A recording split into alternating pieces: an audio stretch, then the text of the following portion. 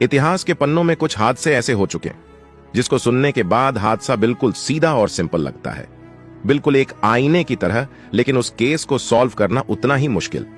Swiss airline के flight 111 का भी केस कुछ ऐसा ही था।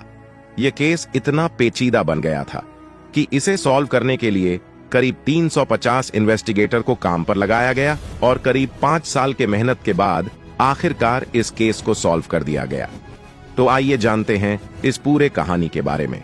2 सितंबर 1998 Swiss air flight 111 McDonnell Douglas MD-11 model का एक विशालकाय plane John F Kennedy international airport New York से उड़ान भरने वाला था।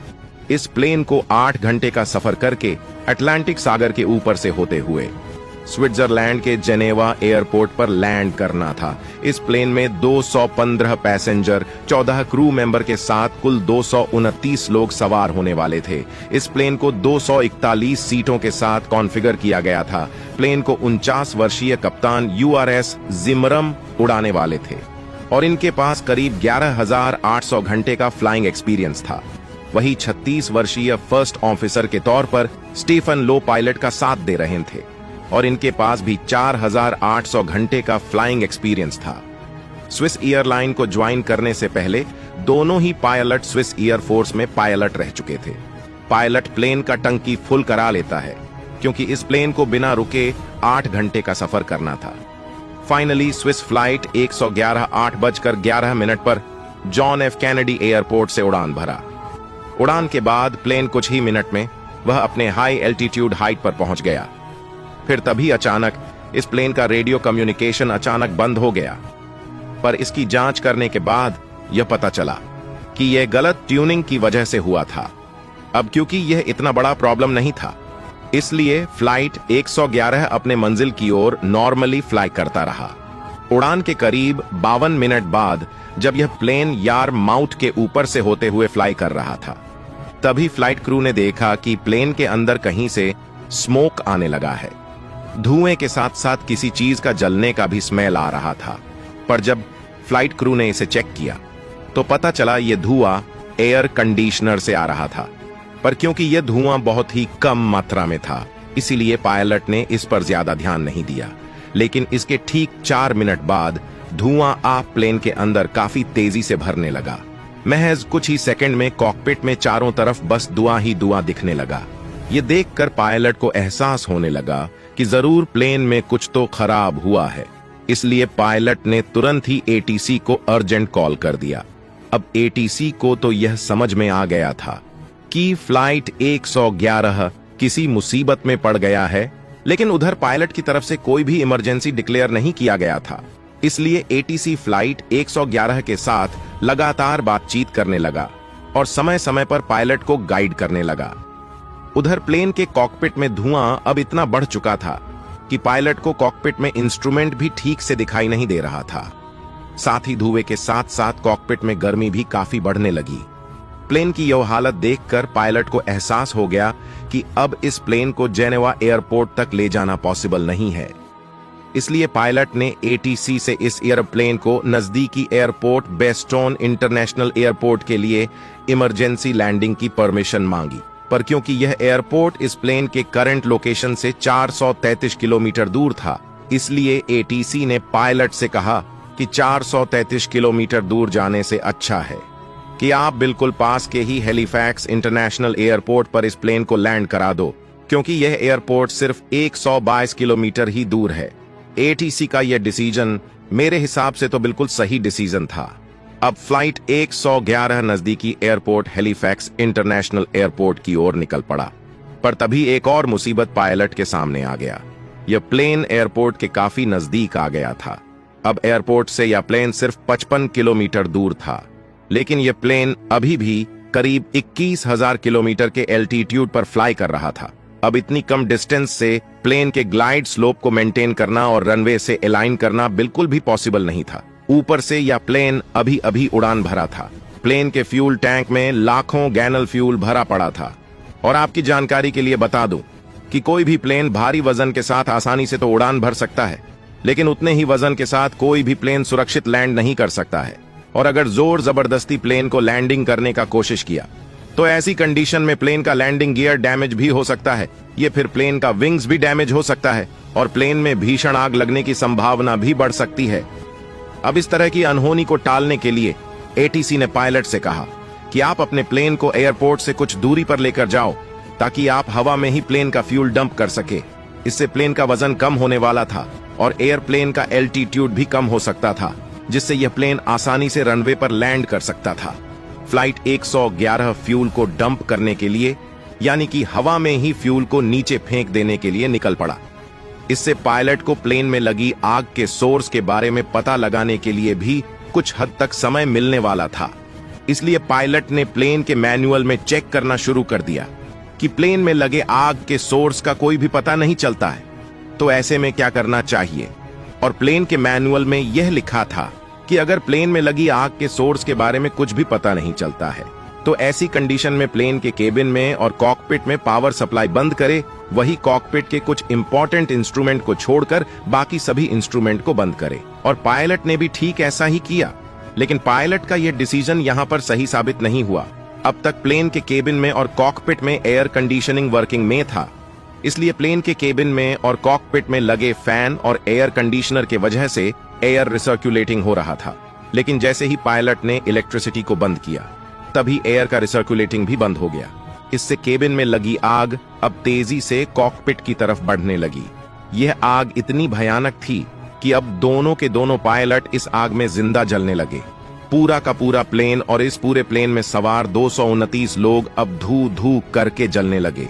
प्लेन में बैठे सभी पैसेंजर जोर जोर से चीखने चिल्लाने लगे, मदद की पुकार करने लगे, पर शायद अब उस भीषण आग से बचाने वाला कोई भी नहीं था।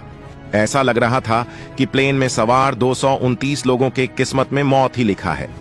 अब पायलट को यह कंफर्म हो चुका था कि इस प्लेन में बैठे 229 पैसेंजर को बचना इम्पॉसिबल है। उनकी किस्मत में मौत लिखी जा चुकी है। इसलिए पायलट ने यहां पर इमरजेंसी डिक्लेयर कर दिया।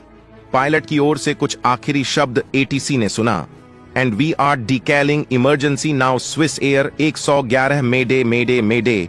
इसके बाद सब कुछ हमेशा हमेशा के लिए शांत हो गया।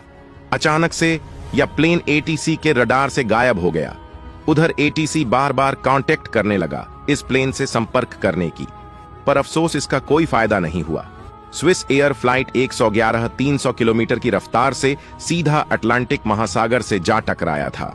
अब एटीसी ने तुरंत एयरप्लेन के लास्ट लोकेशन पर सर्च एंड रेस्क्यू टीम को भेज दिया, इस उम्मीद से कि कोई भी जिंदा बचा होगा। लेकिन जब रेस्क्यू टीम घटनास्थल पर पहुंच गई कि वहां का नजारा देखकर उनकी यह उम्मीद टूट गई। यह प्लेन करीब 2 मिलियन टुकड़ों में बंट गया था। ऐसे में प्लेन में सवार 229 लोगों की जिंदा बचने की उम्मीद करना तो दूर की बात, उनकी डेड बॉडी को देखकर उनकी पहचान भी कराना मुश्किल हो गया। हादसे के अगले ही दिन घटनास्थल से कॉकपिट वॉइस रिकॉर्डर और फ्लाइट डाटा रिकॉर्डर को बरामद किया गया और यह पता लगाने की कोशिश किया जाने लगा कि आखिर प्लेन में आग किस वजह से लगी हुई थी।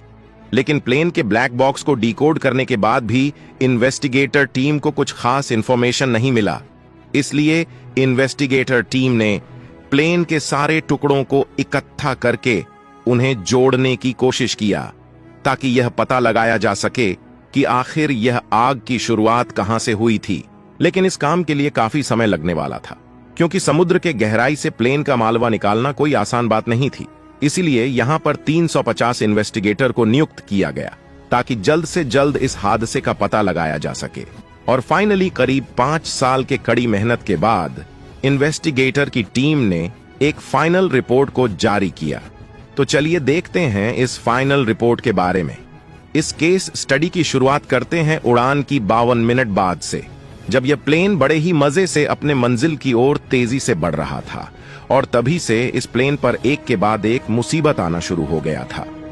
उड़ान के महज 52 मिनट बाद फ्लाइट क्रू ने देखा कि कहीं से कॉकपिट में धुआं निकल रहा है और वह धुआं काफी तेजी से बढ़ रहा है।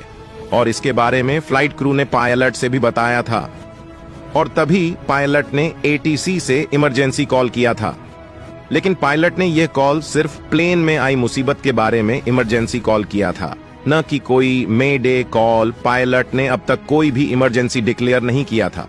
ऐसा शायद इसलिए क्योंकि कॉकपिट में इंटर करने वाला धुआं शुरुआत में बहुत कम था, इसलिए पायलट को लगा होगा कि इससे कुछ खास प्लेन को नुकसान नहीं होने वाला है। लेकिन इसके 4 मिनट बाद यह धुआं पूरे के पूरे प्लेन में फैल गया था। और यह धुआं प्लेन में कहां से आ रहा है? पायलट अभी तक इससे अनजान था। अब इस धुएं का सोर्स का पता न लगने पर इसके बारे में जानने के लिए पायलट ने प्लेन के मैनुअल को चेक किया, जिसमें लिखा था कि प्लेन के केबिन में सप्लाई होने वाला पावर बंद करें। जब पायलट ने ठीक ऐसा ही किया तो प्लेन में धुआं और भी तेजी से बढ़ने लगा। ऐसा इसलिए हो गया था कि कैबिन में इलेक्ट्रिसिटी को बंद करने से प्लेन में लगे फैन और एयर कंडीशनिंग ने अपना काम करना बंद कर दिया था। इससे एयर रिसर्कुलेटिंग भी बंद हो गया और कैबिन में धुआं और तेजी से बढ़ने लगा। अब यहां पर पायलट ने हैलिफैक्स इंटरनेशनल एयरपोर्ट पर इमरजेंसी लैंड करने का परमिशन मांगा, पर एटीसी ने साफ साफ मना कर दिया। ऐसा इसलिए क्योंकि इस प्लेन ने अभी अभी उड़ान भरा था और प्लेन में अभी लाखों गैलन फ्यूल भरा पड़ा था और ऐसी कंडीशन में टेक ऑफ करना नामुमकिन था। और इतने वजन के साथ प्लेन लैंड करने की कोशिश करता तो बहुत बड़ा हादसा हो जाता, इसलिए एटीसी ने मना किया था। और वही एटीसी का मना करने का दूसरा कारण यह भी था, और यह एरोप्लेन एयरपोर्ट से सिर्फ 55 किलोमीटर दूरी पर था और यह प्लेन 21,000 फीट की ऊंचाई पर उड़ान भर रहा था। यानी कि यह प्लेन जरूरत से ज्यादा ऊंचाई पर उड़ान भर रहा था। साफ साफ कहा जाए तो यह प्लेन अपने ग्लाइड स्लोप से बहुत ज्यादा ऊपर था। ऐसे में प्लेन को जोर जबरदस्ती रनवे पर लैंड करने की कोशिश किया जाता तो यह प्लेन रनवे से बहुत ज्यादा आगे निकल जाता, जिससे बहुत बड़ा हादसा हो जाता। दोस्तों, किसी भी प्लेन को सुरक्षित लैंड करवाने के लिए रनवे की स्टार्टिंग पॉइंट से 2.8 से 3.5 डिग्री एंगल के बीच से होते हुए प्लेन को लैंड कराना होता है, तभी प्लेन सुरक्षित लैंड हो सकता है। लेकिन अगर कोई भी प्लेन इस एंगल से ऊपर होकर रनवे पर लैंड करने का कोशिश करता है तो ऐसे में यह प्लेन रनवे के काफी आगे निकल जाता है, जिसमें प्लेन क्रैश होने की संभावना ज्यादा बढ़ जाती है। और स्विस एयर फ्लाइट 111 फ्लाइट अपने ग्लाइड स्लोप से बहुत ऊपर फ्लाई कर रहा था, यानी कि यह प्लेन भी रनवे पर सुरक्षित लैंड नहीं कर सकता था। अब ऐसे हादसों को टालने के लिए एटीसी ने पायलट को एयरपोर्ट से 120 किलोमीटर दूरी पर जाने के लिए कहा। दोस्तों, देखा जाए तो प्लेन का फ्यूल कहीं पर भी डंप किया जा सकता है, लेकिन प्लेन को दूर ले जाने का एटीसी का मकसद प्लेन के ग्लाइड स्लोप मेंटेन करने का था। अगर यह प्लेन 120 किलोमीटर की दूरी को पार करते हुए रनवे की ओर आ जाता तो बड़े ही आसानी से या प्लेन अपने ग्लाइड स्लोप पाथ को आसानी से फॉलो भी कर जाता। लेकिन शायद ही इस प्लेन के किस्मत में कुछ और ही लिखा था। उधर प्लेन में लगी आग अब भयानक रूप ले चुकी थी। इन्वेस्टिगेटर टीम का यह मानना था कि हो ना हो यह आग एक शॉर्ट सर्किट की वजह से लगी होगी, लेकिन यह शॉर्ट सर्किट आखिर किस वजह से हुआ था, इसके बारे में कोई भी जानकारी उपलब्ध नहीं है। यह हादसा एविएशन करियर में बहुत ही खतरनाक था। अगर आपको यह जानकारी पसंद आई हो तो प्लीज इसे दूसरे सोशल मीडिया नेटवर्क पर शेयर जरूर करें।